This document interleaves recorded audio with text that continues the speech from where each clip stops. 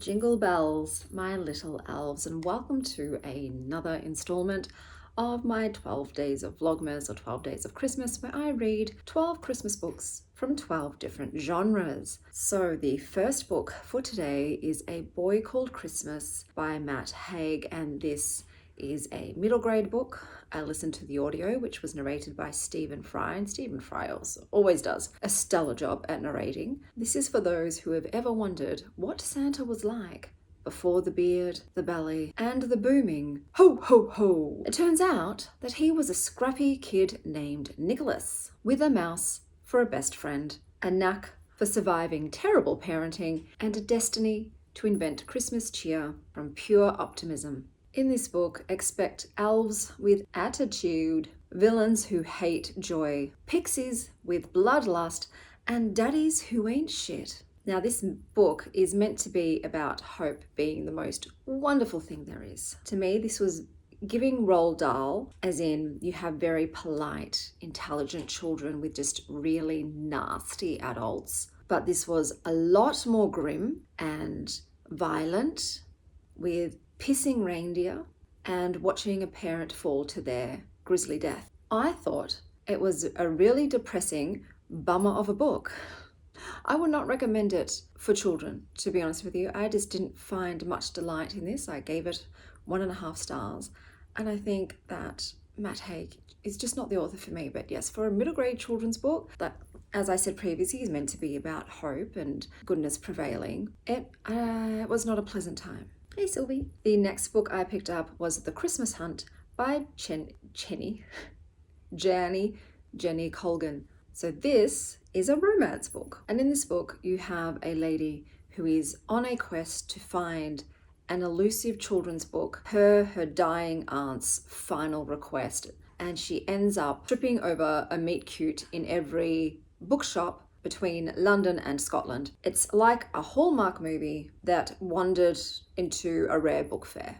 It's a treasure hunt and a love story. Mirren, our main FMC, is mousy and rather naively trusting, and she is journeying through secondhand bookshops because her aunt has cancer. She's on her final days, and when she was a child, she had this illustrated book that is basically a rare unicorn. Some people don't even believe it truly exists because it's one of a kind and priceless, essentially. But Mirren decides, I know I can, and heads out on her quest. And along the way, she keeps running into an antiquarian bookseller who is also hunting for this book. It's a very predictable romantic subplot, which was fully devoid of chemistry for me. The Christmas vibes are also lacking. I'd forgotten it was Christmas, and there were just so many mentions of Snapchat and WhatsApp that it felt incredibly cringe and embarrassing. I'm like, why are we mentioning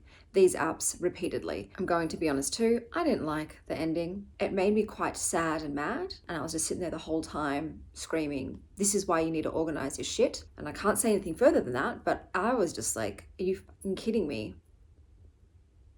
Really, that's how we're gonna end this. So look, I've given it a 3 star. There's nothing inherently bad about it, but I won't come here for romance. I felt like that was quite disappointing.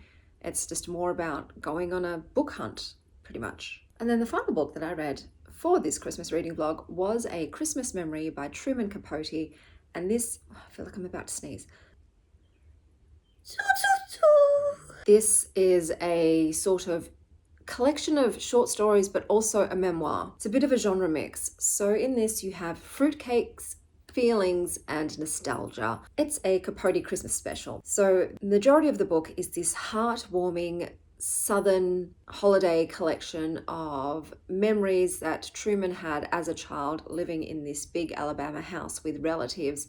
And it's got homemade kites and underage whiskey and emotional damage wrapped in tinsel. It mixes sugar and sadness until you can't tell which is which. The short stories of his memoir really capture the nostalgia of a southern childhood with the ache of an adult's loneliness, and it's all dressed up for the holidays. I found Truman's writing with those recollections really delicate but devastating, and it was filled with such warmth but also melancholy that lingers like the smell of a baking fruit cake. It was tender and tragic, and it reminds you that Christmas joy and heartbreak often share the same table. There's also 2 short stories, fictional ones at the end of this, that I didn't care for at all, and I didn't see why they were jammed in here. I absolutely lived for the memoir stories about Truman, who was dumped by his parents with Alabama relatives.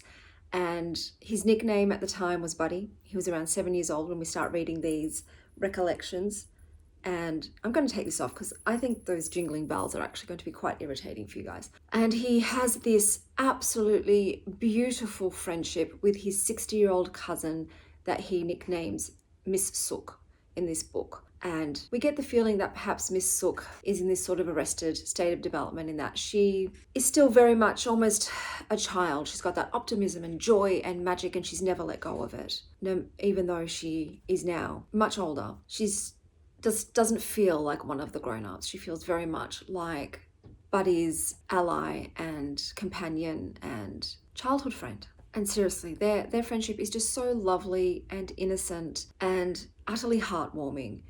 It is filled with all these little traditions that they do and this very earnest affection. And I will give you a quote from the book. "It's bad enough in life to do without something you want, but confound it, what gets my goat is not being able to give somebody something you want them to have." This book had me tearing up quite a bit.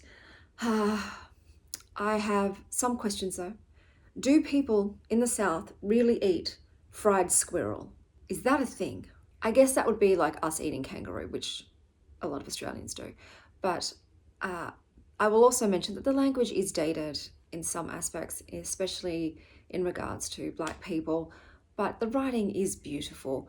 And I also have to mention that a dog does die, as does the inimitable Miss Sook. So death of loved ones is very heavy in this, and it's not really giving it away. You're told in the first couple of pages, like, this would be the last Christmas I spent with them, so to speak. And you're like, fuck, no. We're told right away, they die. And yeah, it's bittersweet. But this was a 4-star read for me. I really loved it. I'm ignoring, I think if it didn't have those 2 stories at the end, it would be more like a 4.5, 4.75 star. But those stories are in there, the short stories, the fictional ones. So they did drag the rating down for me. And like I said, I don't know why they put them in there. They could have just kept this as just a really short novella about Truman's time as a child spent with his favorite person, his cousin, Miss Sook. And I will say, I have never really been someone who's fond of fruitcake, but this had me eager to have a slice in honor of Miss Sook. I'm gonna cry. I don't want to cry. Fuck up my makeup. So those were all of the books that I read for this Christmas reading vlog. Let me know down below if you have a Christmas tradition or a holiday tradition of any kind that you do. And until next time, have a slice of fruitcake for Miss Sook.